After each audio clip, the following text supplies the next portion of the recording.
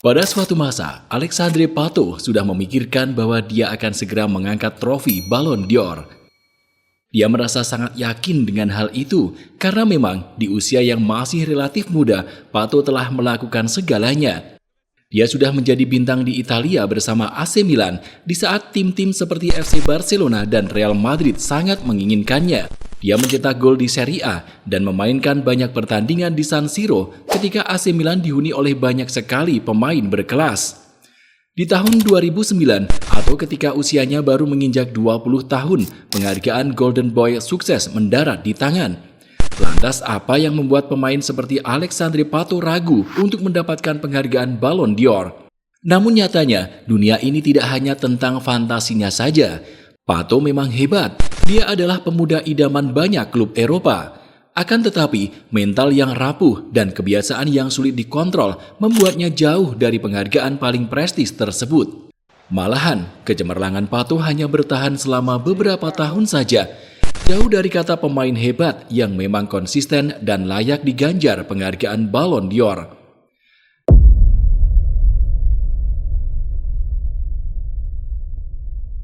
Kecintaan Pato terhadap sepak bola sangatlah berdasar.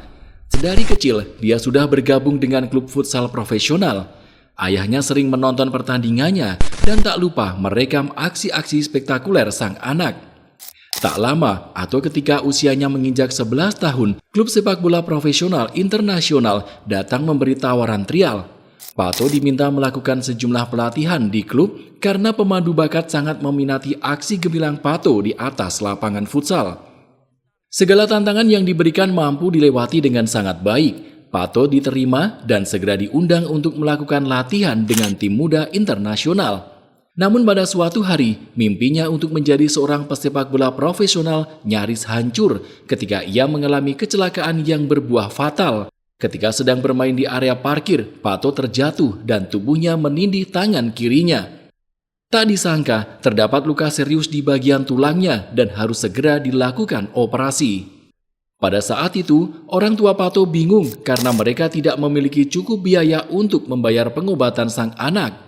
Akhirnya, ayah Pato yang sudah putus asa memperlihatkan rekaman demi rekaman sang anak yang tengah bermain bola kepada seorang dokter di sana.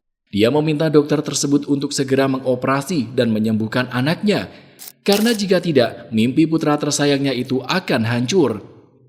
Entah sebuah keajaiban atau semacamnya, seorang dokter bernama Paulo Roberto Musi lantas membantu operasi Pato. Dari situ, bahkan saat sudah sukses menjadi pesepak bola, Pato tidak pernah melupakan jasa sang dokter.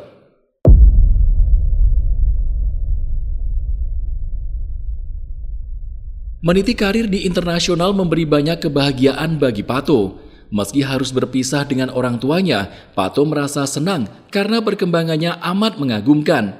Di usia 17 tahun, Pato sudah diberi kesempatan tampil di ajang Piala Dunia antar klub. Ketika itu, atau tepat pada tahun 2006, dia bahkan sukses mencetak gol di laga semifinal melawan Al Ahly. Lantas ia sukses meraih gelar bersama internasional usai di partai final mampu mengalahkan FC Barcelona yang dihuni oleh pemain sekelas Ronaldinho. Pato merasa sangat bahagia dan tak butuh waktu lama, tawaran dari klub-klub besar Eropa pun berdatangan. Pato dihadapkan oleh banyak sekali pilihan. Namun pada akhirnya, dia menjatuhkan pilihan ke raksasa Italia AC Milan.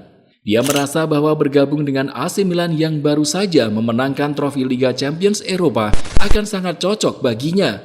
Dengan biaya sebesar 24 juta euro, Pato resmi diperkenalkan sebagai wonderkid anyar tim merah hitam. Apakah kamu pernah bermain game dengan menggunakan AC Milan? Kakak, Seedorf, Pirlo, Maldini, Nesta, Gattuso, Shevchenko. Wow, ini sangat luar biasa. Kira-kira begitu ucapan Alexandre Pato ketika ditanya tentang alasan mengapa dia memilih gabung AC Milan. Pilihan Pato ternyata memang tepat adanya, sebab di AC Milan dia benar-benar menjadi bintang muda yang sangat bersinar. Di musim pertamanya, yaitu 2007-2008, dia memang hanya memainkan 18 pertandingan. Namun sebanyak 9 gol berhasil dicatat. Lalu pada musim berikutnya, hal yang lebih gila sukses dia lakukan. Pato bermain dalam 42 pertandingan di semua kompetisi dan menorehkan 18 gol. Tak heran bila kemudian bakatnya diganjar penghargaan Golden Boy.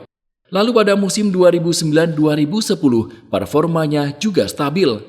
Dalam 30 laga yang dimainkan, dia mampu mencetak 14 gol.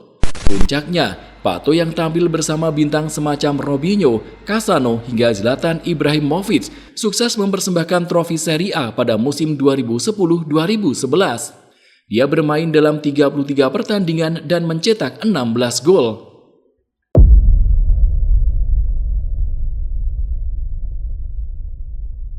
Sayangnya, pada musim 2011-2012, Pato mulai mengalami kemunduran.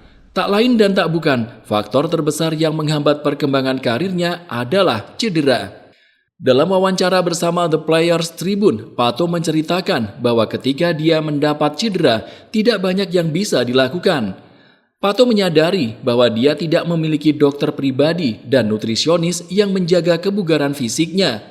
Ia hanya mengandalkan dokter tim yang harus mengurus sekitar 20 hingga 25 pemain. Aku tidak tahu tentang cedera atau kebugaran atau diet karena aku merasa tidak harus melakukannya dan yang harus aku lakukan hanyalah bermain. Saat ini setiap pemain melakukan cek dengan dokter dan pelatih kebugaran pribadi, namun saat itu hanya Ronaldo yang melakukannya. Selain cedera, karir Pato hancur karena ia mengakui bahwa mentalnya telah rapuh. Belum lagi kebiasaannya yang sering berpesta di sela-sela kesibukan latihan. Ketika cedera tak kunjung sembuh menyusul kebiasaan yang buruk dan mental yang rapuh, Pato kian jatuh ke lembah kehancuran pasca memutuskan pergi dari AC Milan.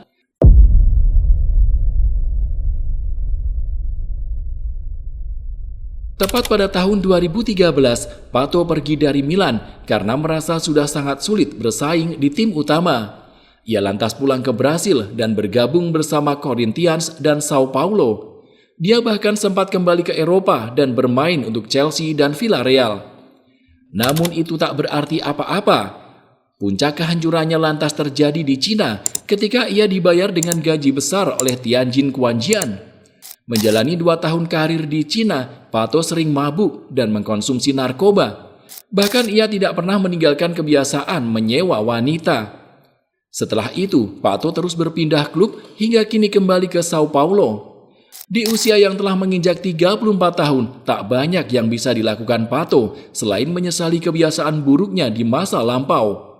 Beruntung, kembali ke Brasil membuat Pato menemukan sang pujaan hati dan menjalani kehidupan yang lebih baik. Meski karir sepak bolanya hancur, setidaknya ia masih memiliki harapan di tangan keluarga yang dibina hingga akhir usia. Jika kamu suka video ini, silakan klik tombol like dan subscribe channel ini.